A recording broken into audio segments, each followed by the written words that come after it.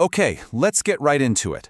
We're here to give you the strategic overview of the Iran conflict, because what started as a regional military operation just 2 weeks ago has, well, it's ballooned into a full-blown global system shock. We're going to break down exactly what that means right now. And really, this is the one question that matters. The entire crisis, everything we're seeing, it all boils down to this single point of failure. The consequences are already spreading, and they're spreading fast. So let's put a number on it. 20%. That's how much of the entire world's oil consumption passes through one single narrow waterway, the Strait of Hormuz. We're talking about 20 million barrels of oil every single day. And to be crystal clear, this isn't some forecast or a war game scenario. This is the reality on the ground as we speak. So let's dig into how a targeted military strike managed to become an economic blockade that's got the whole world's attention. To really get why this is such a massive deal, we first have to understand the strategic importance of this one body of water. It is, without a doubt, the linchpin for global energy. Now, the numbers here are staggering, but the real story is the geography. At its narrowest point, the shipping lane is just a couple of miles wide. It's a natural bottleneck. And this simple fact of geography creates this massive systemic vulnerability, giving Iran an incredibly powerful lever to pull in any conflict. So how did we get here so fast? Well, the fuse was lit by a joint U.S.-Israeli military op, codenamed Operation Epic Fury, and that started less than 2 weeks ago. The speed of the escalation has been, frankly, pretty stunning.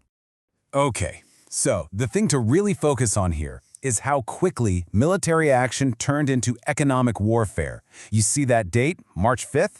That's the kicker. War risk insurers pulled what's called P&I coverage. Think of it as the essential insurance that allows any commercial ship to operate. Without it, no company in their right mind is going to send a billion-dollar vessel and its crew into that zone. That was the move that effectively slammed the door shut on commerce. And with the strait closed, the economic shockwave was immediate.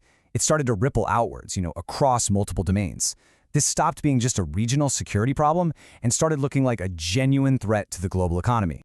And listen, don't just take my word for it. This is what Qatar's energy minister had to say just a week into the fight. That's not hyperbole. That is a stark warning from a major player in the region who suddenly can't get his most valuable product to market. And here's what that looks like in the real world. The market reaction was instant. Oil prices didn't just creep up, they shot up.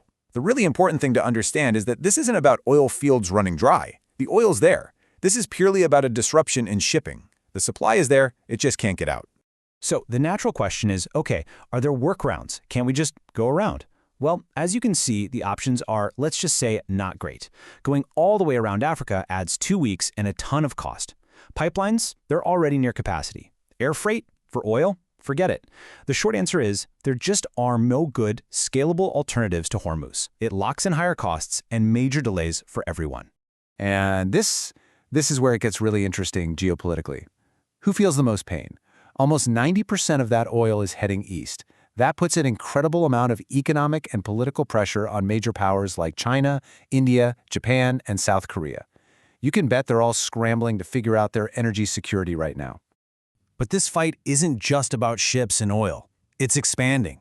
The conflict is rapidly spilling over beyond the Gulf, into places like cyberspace, and it's starting to destabilize the entire region. The Canadian Centre for Cybersecurity says it's very likely Iran is going to use its pretty sophisticated cyber capabilities to hit back. And we're not talking about small stuff. We're talking direct attacks on critical infrastructure. Think water, power grids. We're talking massive info ops campaigns. The cyber front of this war is now wide open.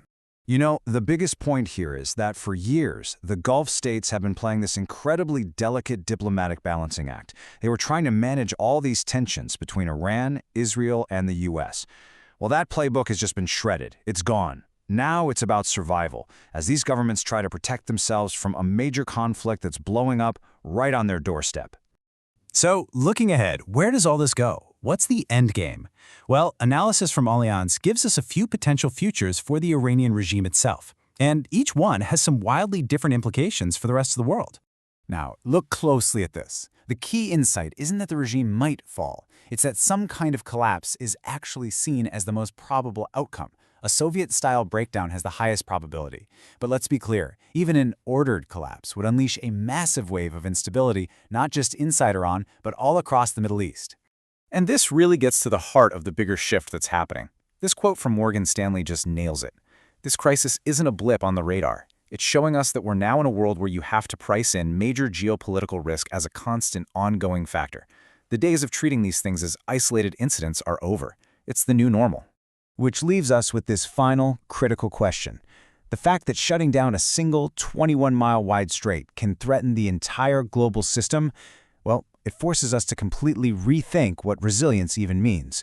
Resilience for our supply chains, for energy security, for the whole economic order. And that, right there, is the biggest takeaway from the first 2 weeks of this war.